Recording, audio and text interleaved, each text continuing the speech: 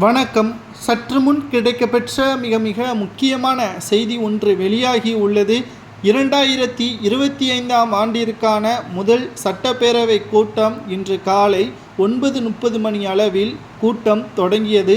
முதலாவதாக தேசிய கீதத்தை புறக்கணித்த திமுகவினர்கள் கடும் கோபத்தில் அதிமுகவினர்கள் ஆளும் கட்சிக்கு எதிராக கோஷங்களை இட்டனர்.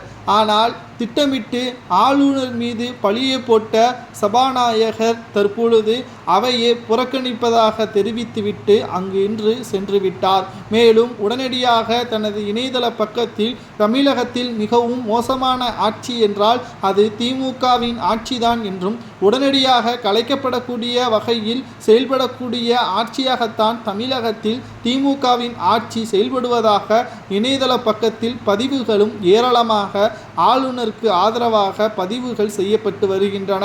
ஆளுநர் RN ரவி அவர்கள் முன்னாள் போலீஸ் அதிகாரியாகவும் இருந்துள்ளது என்பது குறிப்பிடத்தக்கது.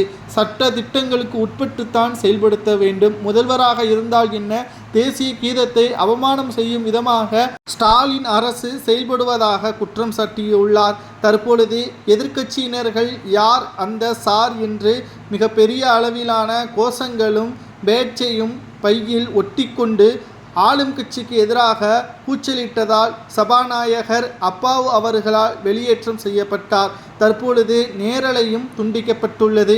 ஆனால் சட்டப்பேரவையில் என்ன நடக்கிறது என்பது தெரியாமல் எதற்காக இந்த சட்ட கூட்டம் என்ற கேள்வியும் சமூக வலைதளங்களில் வைரலாக பரவி வருகிறது.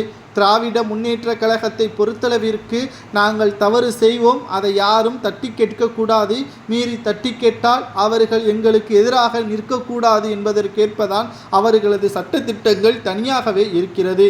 குறிப்பாக ஆளுநர் RN ரவி அவர்களது வெளியேற்றம் ஆளும் கட்சிக்கு எதிராக திமுகவிற்கு எதிராக அண்ணா திராவிட முன்னேற்ற கழகம் தங்களுடைய எதிர்ப்புகளை பேச்சுகள் மூலமாக ஒட்டப்பட்டு யார் அந்த சார் என்ற கேள்வியே சட்டப்பேரவையில் கேட்கப்பட்டதால் துண்டிக்கப்பட்ட நேரலை ஒளிபரப்பு. இதனால் அவையிலிருந்து முழுமையாக வெளியேற்றம் செய்யப்பட்ட எதிர்க்கட்சியினர்கள் என்று அடுக்கடுக்காக சொல்லிக்கொண்டே போகலாம். இந்த சட்டப்பேரவை கூட்டம் முதல் நாளில் மிக மோசமான ஒரு நாளாக சட்டப்பேரவை கூட்டம் அமைந்ததாக சபாநாயகர் அப்பா அவர்களும் தெரிவித்திருக்கிறார்.